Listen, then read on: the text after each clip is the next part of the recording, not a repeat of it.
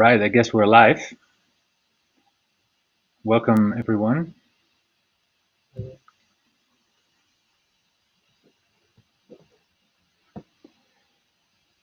My name is Johan Stokking. I am tech lead, co-founder of the Things Network and CTO of the Things Industries. And I'd like to welcome you to the webinar today about the Things Stack. That's our LoRaWAN server stack. And I'm going to show you how to deploy a network. Today, we're broadcasting live from rainy Amsterdam. Wherever you are, I hope you are safe and healthy. And I'm very glad that you have joined the webinar today. At the end of the webinar, we have a Q&A. And so if you have any questions, feel free to use the chat and to put your question there. And at the end of the webinar, I will have time to answer your questions. So let's get started. Our stack is designed both for small scale and large scale deployments. When I just looked at our metrics, we have around 15,500 gateways connected globally, and that is just to the community network. So that's not counting the gateways that we have connected to our customer networks. And we are routing a bit more than 400 packets, LoRaWAN packets per second. So that's quite a lot already. That is more than, let's say, 80% more than in January this year when we had the Things conference. So LoRaWAN traffic is increasing rapidly. And what's good to mention here is that this infrastructure, so connecting 15,500 gateways and routing 400 packets per second, is already powered by the Things stack together with Packet Broker. And I will tell you a bit later, a bit more about that today in the webinar. So what we're going to do, I will go through a walkthrough and a demo, a live demonstration, where you'll see how to configure a gateway, connect a device, and to configure some integrations, and you'll see some data flowing just to get you an idea of how our product works. Then I'm going to show you the roadmap, so the things that we have in the pipeline, and then we can go to the questions and answers. So let's get started.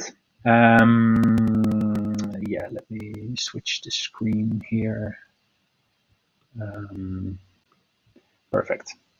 So this is the login screen for our sandbox environment. That's what I'm going to use today. And I can log in here. And if you're used to the Things stack or the Things network, that is still running on V2. That's our former product. And you know the console, then this looks pretty familiar to you. So we have applications and gateways here that you can manage. And here in the bottom, there's some version information and the different components. So let's first go to see the gateways. So I already have 2 gateways connected here. One is a multi-tag gateway that I have here on my desk. It's connected via Wi-Fi to our company network. Yeah, you can see here that it's connected. It's last seen just a few seconds ago. Yeah, you can see where it is on the map. And whenever the gateway receives a message, you'll see that here appearing in the live data feed. So it's sending, receiving gateway status, but it can also show messages whenever there is one, but there's no data at the moment. So that's the gateway view. You can dive into that and see all the details here of each packet. This is a gateway status, for example. So let's go ahead and to the applications.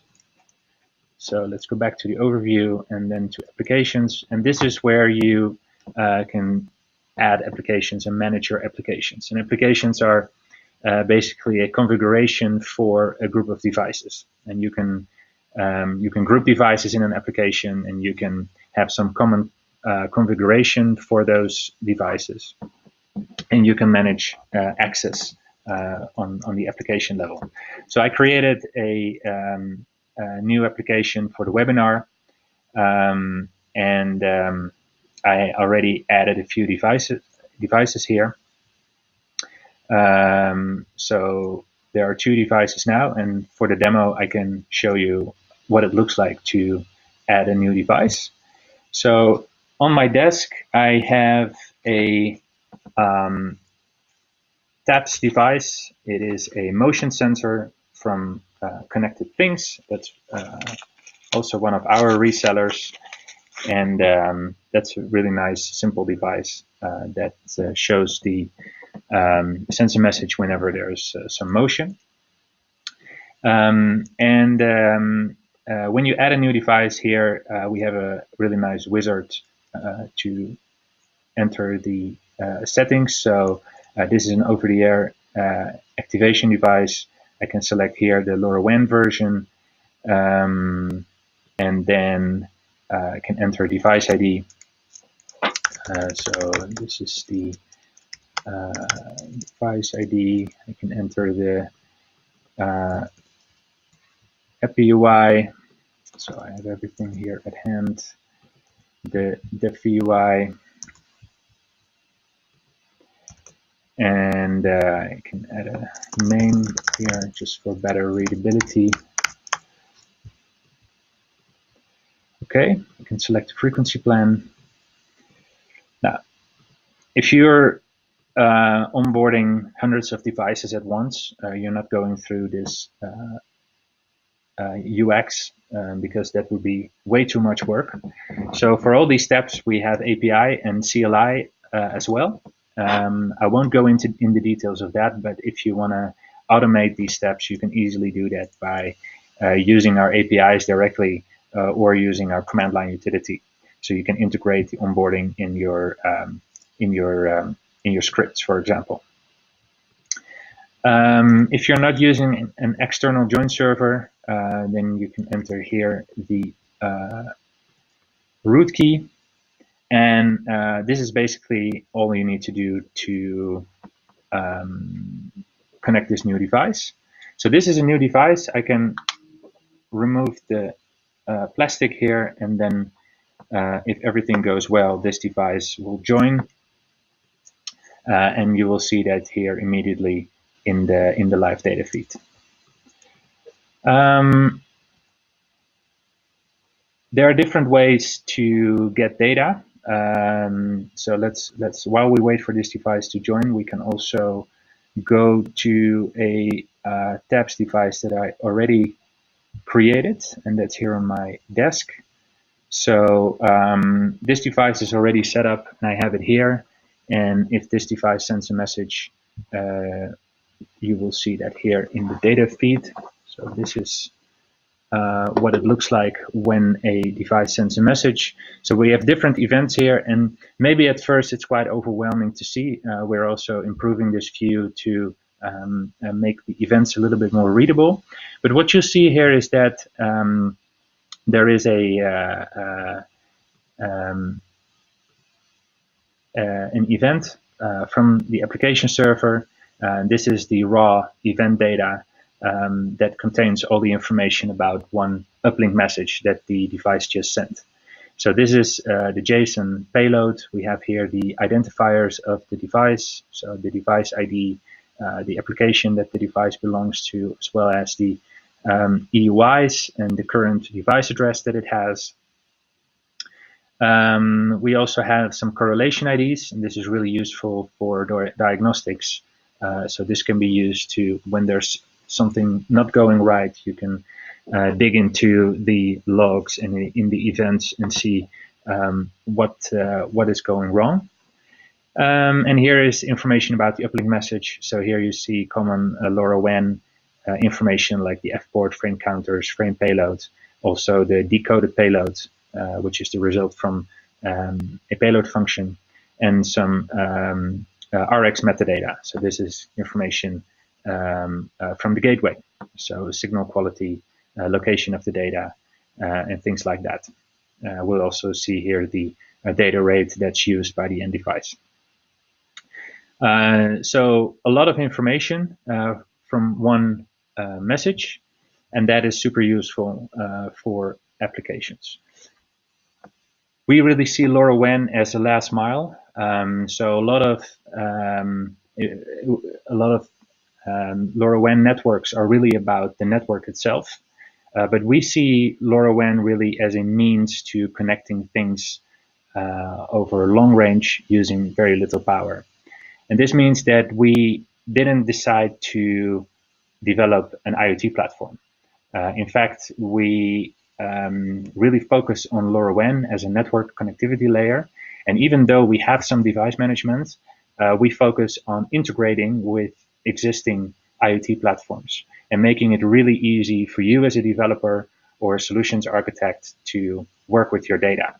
So all this information that you see here is not only available in the console, but you can also get this information via different ways. For example, using MQTT or HTTP webhooks, or using integrations with your favorite IoT platform for visualization, storage, analytics, etc.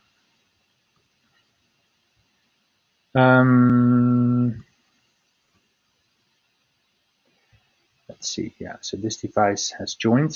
So this was my the device that I just added. I'll also put that here just for demonstration purposes. I also have here on my desk the good old The Things Uno from 2016, still going strong. And I'm going to connect this as well, so we have some data during the live feed. Quickly go to this device and show you what it looks like when a device joins. So when I power on this device,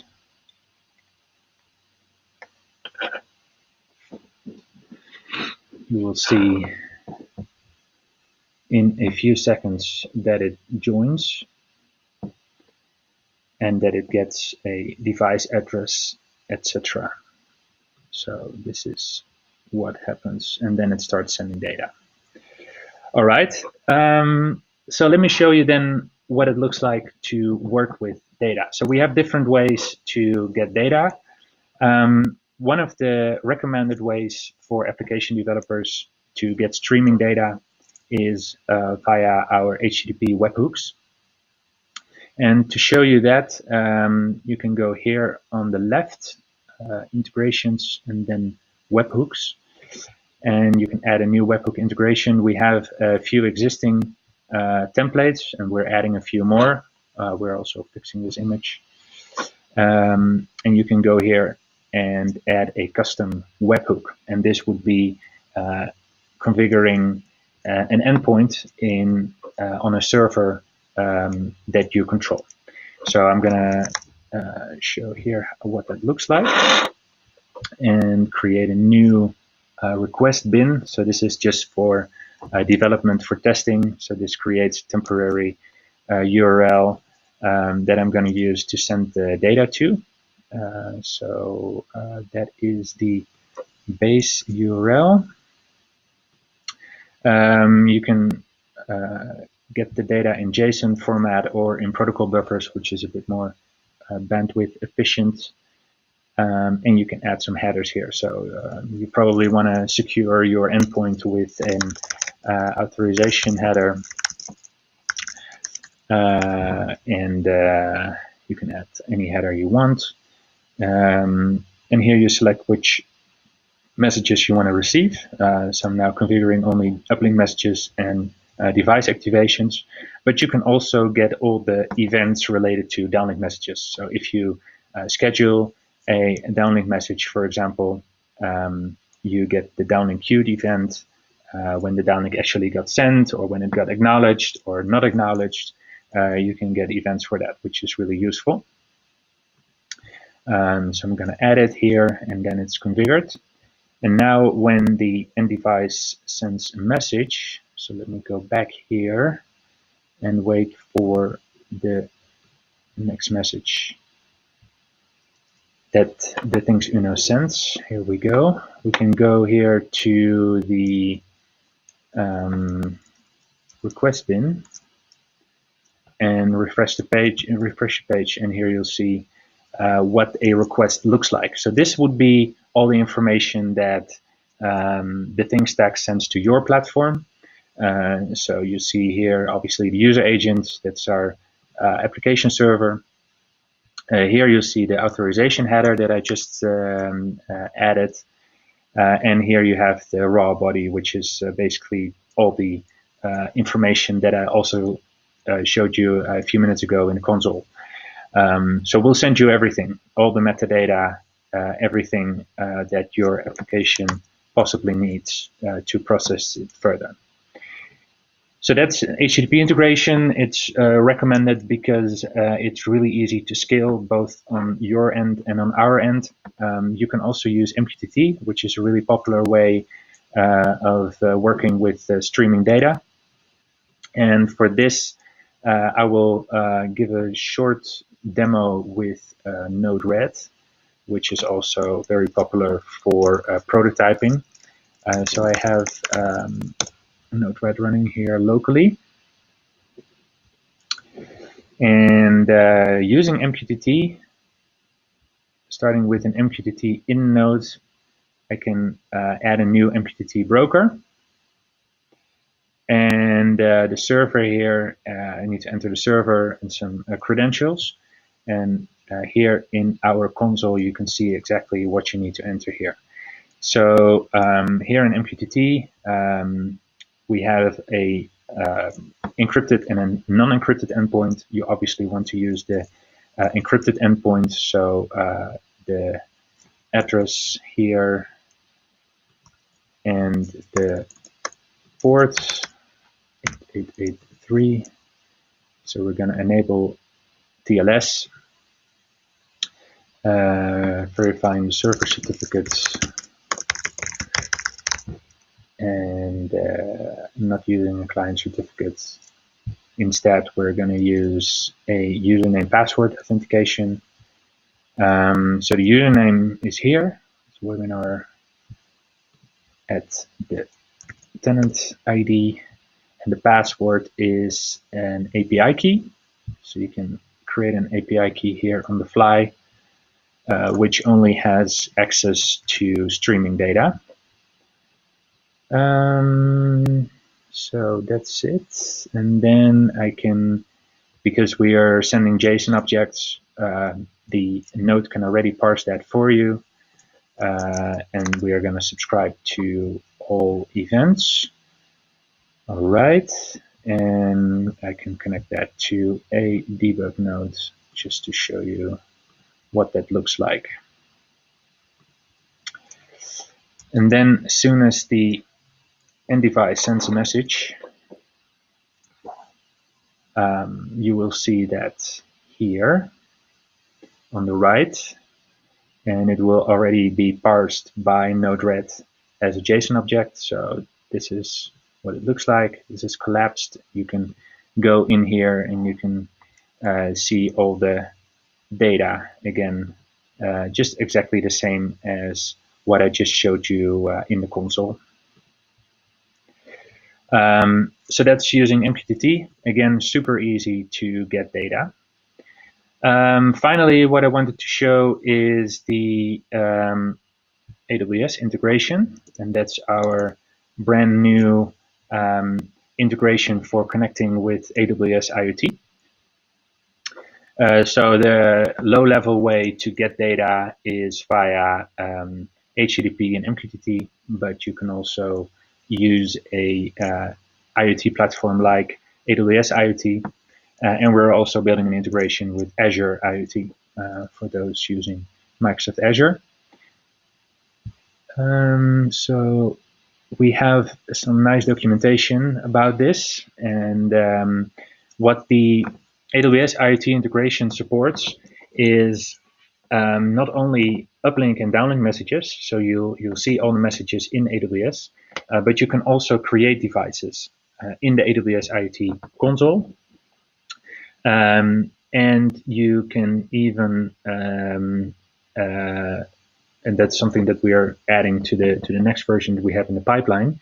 You can even let the payload encryption and decryption be carried out in your AWS account, so that the application session key is only known in your AWS account for additional security. So what this looks like, it's a very simple CloudFormation template. So you can go here. These are our public docs of our enterprise stack. And you can go here in the integration section, AWS IoT deployment guide.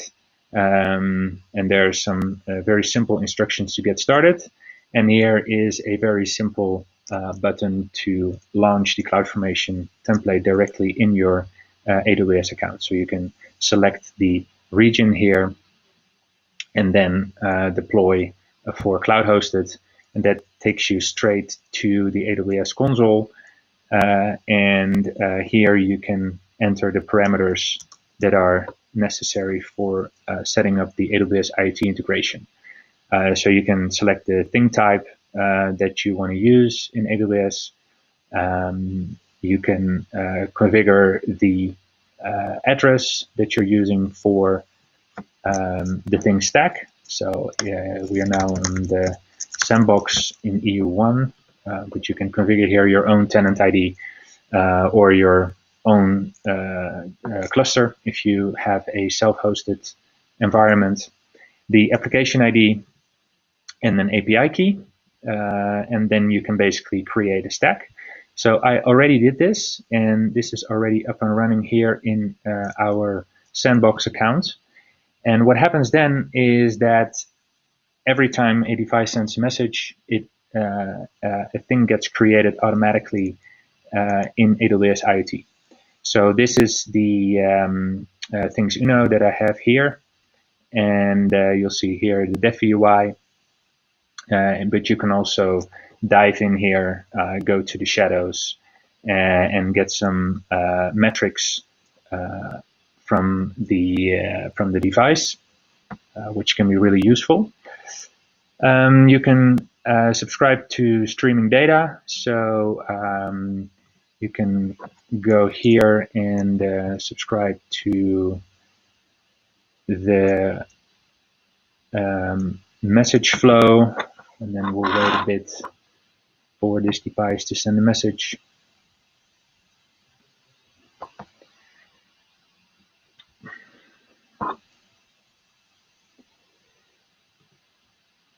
Well,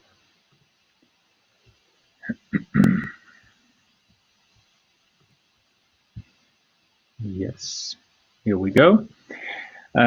So here you see the message, so it goes in the console, but it also gets streamed automatically right into your AWS account with exactly the same JSON object with all the information that you need. And now that it's here in your AWS account, you can go and use AWS IoT and all its features to work directly with your streaming data. You can also use AWS IoT to onboard new things. So I just showed you how to create a new thing in the Thing Stack console, but you can also use the AWS IoT integration to create devices. So here in the things management, you can go ahead and register a single AWS IoT thing. I have here another device that is this one, tabs motion. There is a thing type which gets deployed automatically when you deploy the CloudFormation stack. So you can select here LoRaWAN, and then you'll get here some attributes that you need to enter. So this is just some magic that is all documented. And again, you don't need to use this view for adding devices one by one, but you can also use the AWS SDK to automate this process. You need to enter a few additional attributes for the Lambda function to pick up the creation commands. So we're going to say the LoRaWAN version. This is 1.2 device, original parameters version. And the app key, which is the root key. Again, not using a join server. We have a global join server. I'll come back to that in a bit. And we'll also integrate with other commercial join servers, so you don't have to copy paste root keys anymore, which is obviously not what you want to be doing. And then you can go ahead and create a thing. And what happens then in the back is that a Lambda function picks up this creation command and creates a device here. And you also see events showing up here. And this, let's see, the 8B8F. Yeah, this one is the device that I just created from the AWS console. So it gets automatically created for you, which is quite convenient because this allows you to manage your devices in AWS IoT directly. You can also delete a device here. So let me go back here to the device overview. Now I have 4 devices, and I can select this device, action, delete, and it's gone here. And if I go back to the console, refresh this page, it's gone here as well. So you can manage your things directly in AWS. Again, we're also building this integration for Azure IoT.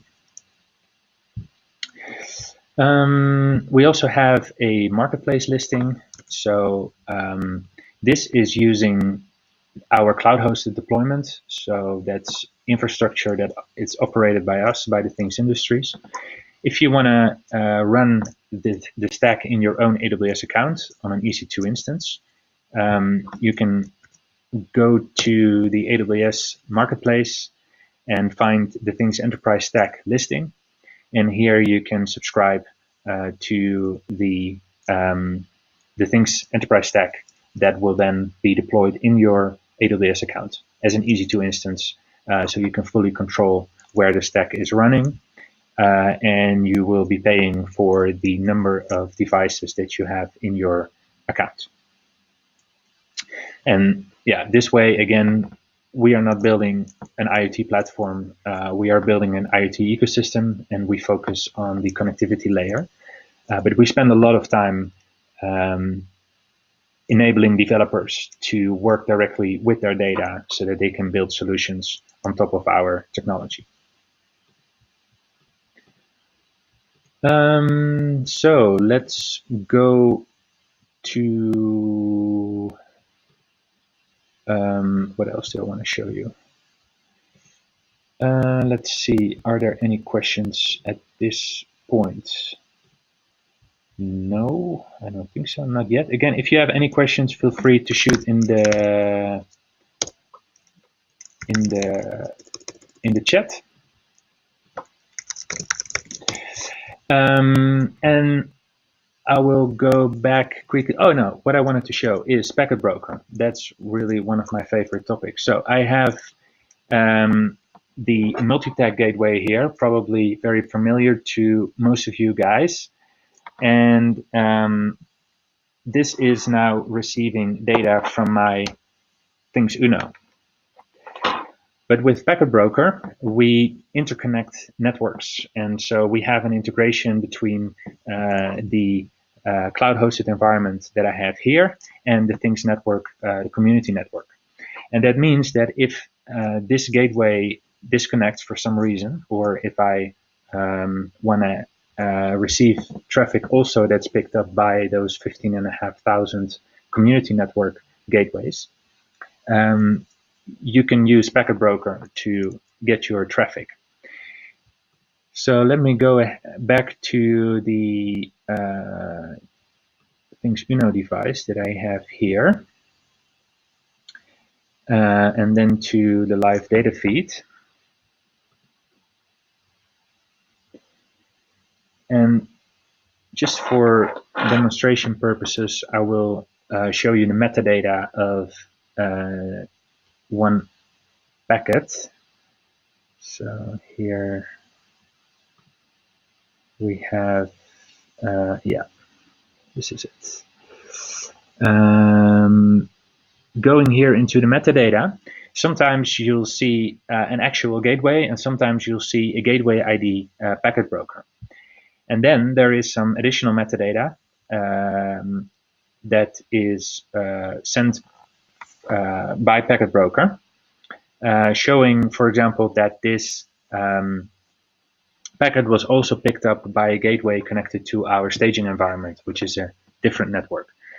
But this all gets routed to your tenant. And that means that if you disconnect this gateway, and I will show you that that actually works. So I have here this gateway, and I'm going to unplug it. So now it's dead. And this gateway will go offline in a few seconds. Packets are still being received, but then only via packet broker. So here you see that the gateway is now disconnected. Going back to the end device here. It's always live demos. Contact your administrator. Guess who is the administrator? Going to webinar, in device.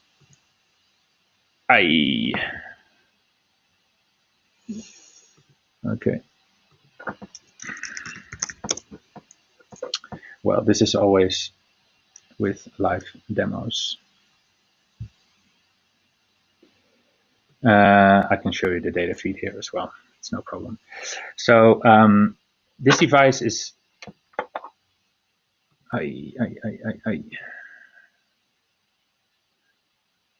Yes, all right.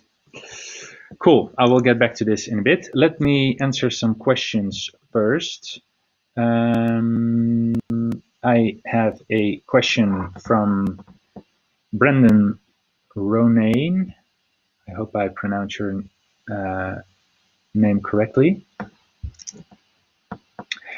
We have requirements to set up gateways that backhaul messages over cellular networks, but we want to avoid transporting third-party messages as it is costing us money. How can we do this with LoRaWAN? So that's a great question. So if you have a gateway with a cellular backhaul, you don't want to spend money on that gateway routing packets that are not from your own network. And the way to go is you can use a packet forwarder that already filters traffic on the edge by the gateway. This is supported in Basic Station. So if you use a gateway with Basic Station, you would be able to configure this. We don't have that configuration at the moment available in our console, but we can add that. It's actually quite useful to do that. One thing to note is that you won't be able to exchange traffic with other networks if you do that. Because obviously for that you need to receive that traffic and transport it. But if you only want to route the traffic for your network, you can do that by using Basic Station and configuring a filter. That filter is typically a device address filter. So it looks at the device address range that is whitelisted, and that will be used to filter traffic on the gateway. Then a question from Holger Weg regarding the DEF UI. Is this unique within my network app UI, or must this be unique number within all global devices? Yeah, that's a good question. So the DEF UI is a device extended unique identifier, and that means that it is globally unique. We require that it is unique within a app UI or a join UI. That's a new term. So the combination needs to be unique in cloud hosted.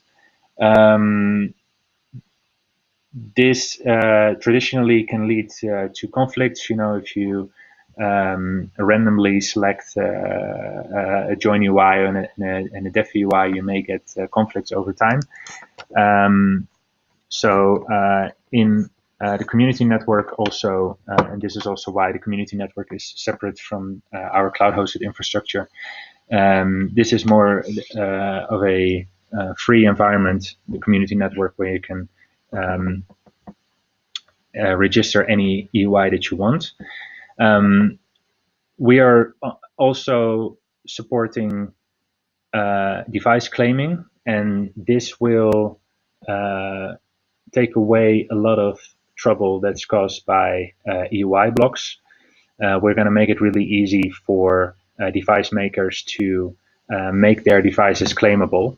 And so you don't have to bother with EUIs yourself and avoiding any mistakes there by human errors. So let me quickly go back because it looks like everything works again here. So I'm going to change the view and I'll answer some more questions after. So here we go. We have the device here. Okay, all right. Yeah, live demos. Never do live demos. Okay, one question from Peter Maruelli. What is the timeline for the Azure integration? We are currently designing it. So we start with a simple integration with a few Azure functions to pick up the traffic and to make it really easy to configure it in the ThingStack console. And then the Azure functions basically route the traffic further in your Azure account. And we'll add device management a bit later, but you can expect around, let's say, first quarter of 2021 for the first version of the integration. Then a question from Gabriel Ungur and Ashwini Ayit. What do you recommend to learn more about the basics of LoRaWAN? That's always a great question. We have the LoRaWAN Academy. I think we'll send out a link or at least instructions for the LoRaWAN Academy to everyone who subscribed to the live stream, to the webinar. And we also have our public documentation that you can find on the thingsnetwork.org/docs. And if you then go to the LoRaWAN section, you can learn a lot about LoRaWAN and the general concept. Then a question from Maarten Wijn. Are duty cycle limits forced by the gateway or by the ThingStack? If the latter, does the ThingStack choose the best gateway based on available airtime? Yes, that's a really good question. Indeed, the duty cycle limit is enforced by the ThingStack. And the reason for that is that our gateway server, that's the component that we use for scheduling traffic, can this way select the best gateway automatically based on available channel time. And we don't have to go to the gateway, try to send a message, and then wait for the gateway to let the stack know whether it was successful or not. So the stack does that. It's not only the duty cycle enforcement that we have in our stack, but we also do conflict detection, and that means that we automatically select another gateway if there would be a transmission conflict. If you're using Class C and you don't care what time your message gets scheduled and sent to the end device, you can also leave that up to our stack, and we'll make sure that the message gets sent at a time that the gateway is not doing anything else and it has channel time available. Question from Matt Feinstein. Are all public gateways automatically subscribe to the packet broker? At the moment, yes. We have the entire community network in the packet broker, and that is also what the technology that we use to interconnect the community network clusters. So we have different clusters, for example, in EU, and we're going to add. We have our clusters from the community in Switzerland, for example. We'll get more clusters also in Germany, and we have this also in Australia and in Asia and in the US. And the way we interconnect these clusters is also via packet broker. So all the public gateways are by definition subscribed to packet broker. I think the underlying question can also be, will your gateway also be contributing potentially to private networks? Currently, that is the case, but there's going to be an option when we migrate the community network to V3 to disable that and to be able to make sure that the gateway is only sending data within the Things Network community. If you are on a private network, you'll also be able to contribute traffic back to the community network. So it's really a give or take mechanism. So let me quickly go to the roadmap. Yes, roadmap. So fourth quarter of this year, that started today, basically. We are going to offer the ThingStack Cloud with SLA. We already have customers using the ThingStack Cloud, but we're very happy and confident with it, and that we can offer a service level agreement of 99.9%. We'll also be deploying the first community network cluster on V3 that will run side by side with the current V2 network.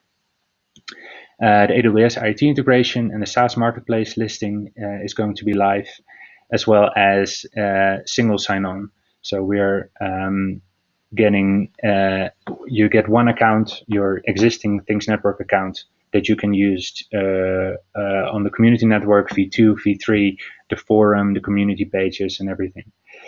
Next year, we have device claiming, which is already available partly, but we're going to make it a bit more user-friendly and also integrate it with the global join server. The device repository, which was also announced last January, and the device repository will contain information about end devices, including their LoRaWAN profile, but also payload formats, so you don't have to enter those manually anymore when you know what device it is. And then next year, in the second quarter, we're going to be releasing features for getting more insight in your end devices and gateways. So metrics like uptime, but also channel time, alerts that you can configure. We already have these basic information and events available, but we're going to make it more user-friendly. And finally, the Packet Broker Marketplace, and that will allow you to buy and sell network capacity. And so, for example, if you are an infrastructure operator and you're deploying gateways, you can sell that capacity to networks that want to make use of that. And this is going to be a very simple model based on the number of packets that you are consuming. So the different deployment options, this is quite a dense slide, but I'll go through it quickly. So on the left, you see the 4 deployment options that we have: cloud, dedicated cloud, enterprise, and the AWS launcher. So cloud is what I just showed you in the sandbox environment. Dedicated cloud is your is a dedicated infrastructure for your network, and both cloud and dedicated cloud are operated by the Things Industries, backed by a service level agreement. Um, and difference is also that the dedicated cloud environment gives you a branding and your own domain name. Both are supporting peering. Then our enterprise model and the AWS launcher allows you to operate the stack yourself. So enterprise is our self-hosted proposition where you can deploy the Thing stack in your own server infrastructure. You can also get support for this, and you will be able to connect that also to the packet broker if you want. And finally, we have the AWS launcher, which is the AWS marketplace listing that I just presented, where you can launch the stack in your own AWS account. We also have the open source distribution, so you can go on GitHub and find the Thing stack. This is a fully featured LoRaWAN server stack, but you can build it from source. You can operate it yourself using Docker, and you can also connect this to the packet broker. A few things that we only have available in our proprietary distribution is that high availability, multi-tenancy, device claiming, and commercial support, obviously. But it's a good way to get started with a LoRaWAN network. And finally, we have the Things network, and that's our community network that will also support peering. Like I said, we're planning the first community network cluster on V3 later this year. Let's see, do we have other questions? Is this already working again? Yes. So back to this device with the live data feed. I disconnected a gateway, but you still see traffic coming in. So if I go to the metadata of this message and scroll down a little bit, you will see that the message has not been received by an actual gateway connected to your account, but it was received via packet broker. But for you, for your application, it doesn't matter because it's just there. So we have now enabled this for the Things network and cloud hosted, and we will allow in the future private networks also to configure this among each other, and also to monetize gateway infrastructure. Let's see, we have a question from TechZico Group Incorporated. We are doing prototyping using the free TTN. Well, that's great. Is it easy to transfer my devices from my TTN console if I subscribe to TTI? Yeah, so that's a great question. And we have migration tools already available for migrating your devices from the Things network to TTI cloud hosted. And this allows you to, without touching your devices, to migrate your existing workload to cloud hosted. And the migration tooling can also be used to migrate from an open source deployment to cloud hosted. So you can start on TTN, you can scale with TTI, basically. All right. I think those were the questions for now. Then I have showed you everything I wanted to show. And I would like to thank you very much for joining this webinar about Thing stack. If you have any further questions, feel free to reach out to us. We also for everyone who joined the webinar, we have a 1 month free evaluation access available. And the link is, the email address is here. So reach out to sales@thetingsindustries.com and get in touch with us, and we'll onboard you for free on the cloud-hosted infrastructure. Well, thanks very much for watching, and we're gonna do. Oh, did I show you the email address? No. Yes. Sorry. Here is the email address. So sales@thetingsindustries.com for 1 month free evaluation access.